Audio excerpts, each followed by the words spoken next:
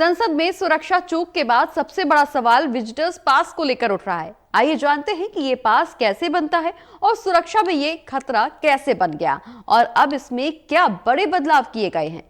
दरअसल भारत की संसद की लोकसभा में शून्यकाल के दौरान दो लोगों के सदन में सांसदों के बीच कूदने की घटना को गंभीरता से लिया जा रहा है। ये घटना उस दिन हुई जब 22 साल पहले संसद पर हुए आतंकी हमले में मरे लोगों की बरसी मनाई जा रही थी। शुरू में लगा था कि ये एक आतंकी हमला है, लेकिन सरकार का कहना है कि अभी तक की जांच से ये आतंकी हमला नहीं लग रहा। फिर भी इसे एक बड़ी सुरक्षा चूक माना जा रहा है। लेकिन आखिर संसद में दर्शक दीर्घा में जाने वाले लोगों के लिए किस तरह के नियम और प्रक्रियाएं हैं और इसमें क्या नए बदलाव किए गए हैं, ये समझना भी अब जरूरी हो गया है। बता दें कि संसद में हमले की 22वीं बरसी पर लोकसभा के भीतर हमला हो गया। क्यों हुआ, ये अब जांच का विषय है। लोकसभा अध्यक्ष ओम बिरला ने संपूर्णता से जांच कराने की बात कही है। विपक्षी सदस्यों को आश्वस्त करते हुए बिरला ने कहा कि सुरक्षा को लेकर सभी के सुझाव को भी हम मानेंगे। हालांकि ये पहला मौका नहीं है जब संसद की सुरक्षा व्यवस्था सवालों के घेरे में है और स्पीकर इसकी जांच कराने की बात कह रहे हैं। शुरुआती जांच में जो बातें सामने आई हैं उसके मुताबिक लोकसभा के अंदर कूदने वाले दोनों घुसपैठिए विजिटर्स पास के जरिए गैलरी में आए थे। ये विजिटर पास मैसूर से बीजेपी सांसद प्रताप सिम्हा के नाम से जारी किया गया था। अब आपको बताते हैं कि विजिटर पास आखिर होता क्या है। दरअसल संसद की चलती कार्रवाई को देखने के लिए दर्शकों को पास दिया जाता है। इसे विजिटर्स पास कहा जाता है। ये पास लोकसभा और राज्यसभा के सांसदों की सिफारिश पर ही दिया जा सकता है। साथ ही पूर्व सांसद अगर खुद के लिए पास चाहे तो वो ले सकता है।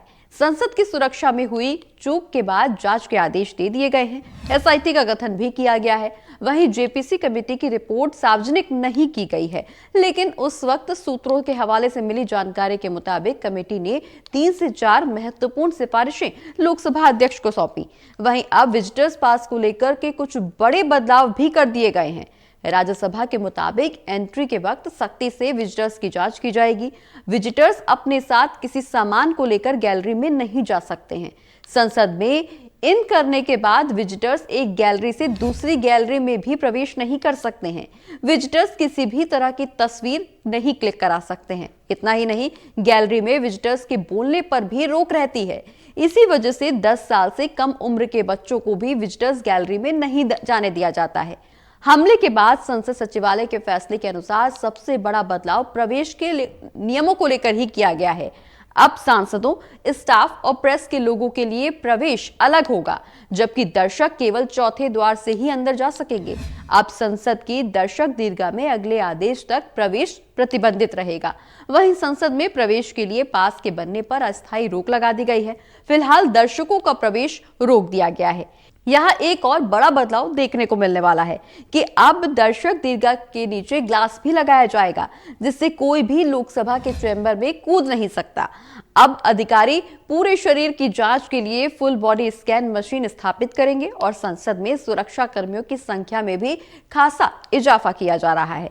संसद की सुरक्षा में हुई चूक के बाद जहां एक तरफ विपक्ष सरकार को घेरने की कोशिश कर रहा है, तो वहीं दूसरी ओर विजिटर्स पास को लेकर भी कई बड़े बदलाव किए गए हैं। अब देखना यह भी होगा कि चुनाव से पहले नई संसद की सुरक्षा में हुई चूक को मुद्दा बनाने के लिए विपक्ष का अगला कदम क्या होगा।